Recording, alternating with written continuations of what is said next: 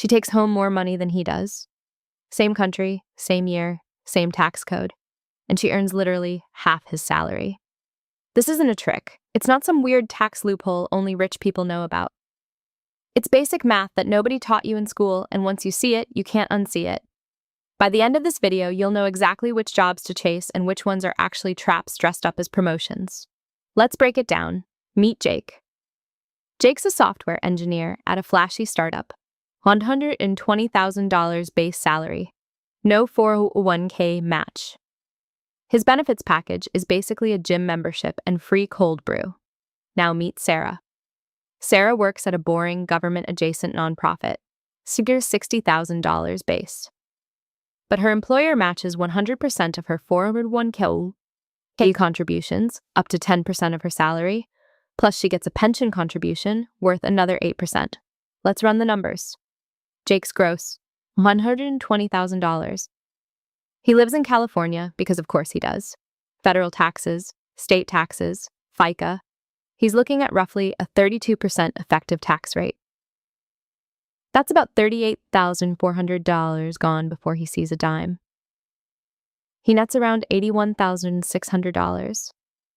He doesn't contribute to a 401k because, quote, he'll start next year. He's been saying that for 3 years.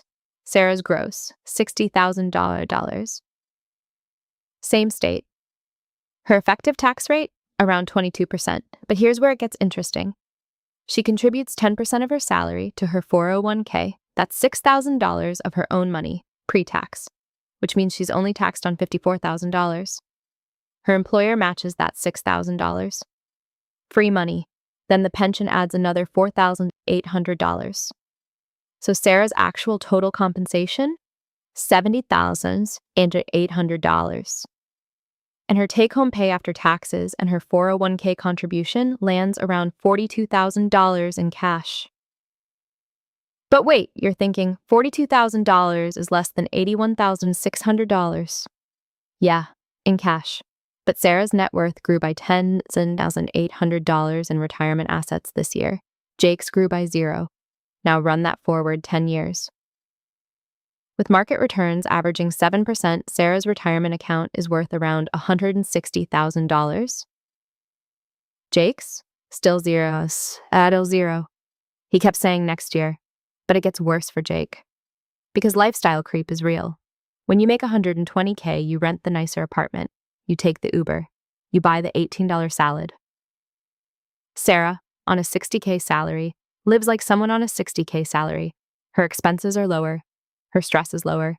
Her savings rate is higher. So here's the lesson nobody tells you when you're chasing the next job offer. Salary is just one line on the offer letter. The numbers that actually matter are the 401k match, the pension, the health insurance premium, the HSA contribution, and how those benefits compound while you sleep. A 6% match on a 70K job can beat a flat 90K job. A pension can be worth more than a 30K raise. And taxes? Taxes eat the high earners alive while the modest earners quietly stack assets.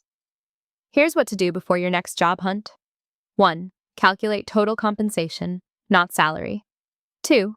Ask about the match in the interview. If they dodge the question, that's your answer. 3. Compare your tax bracket carefully. Jumping into a higher bracket without bigger benefits can actually shrink your real take-home. Because the goal isn't to win the salary contest at the bar. The goal is to be 40 years old with options. If this changed how you're thinking about your next offer, the next video breaks down the exact questions to ask in a job interview to uncover hidden compensation most candidates miss. And if you've ever taken a lower salary that turned out to be the better deal, I want to hear about it in the comments. That's the stuff that actually helps the rest of us think clearly.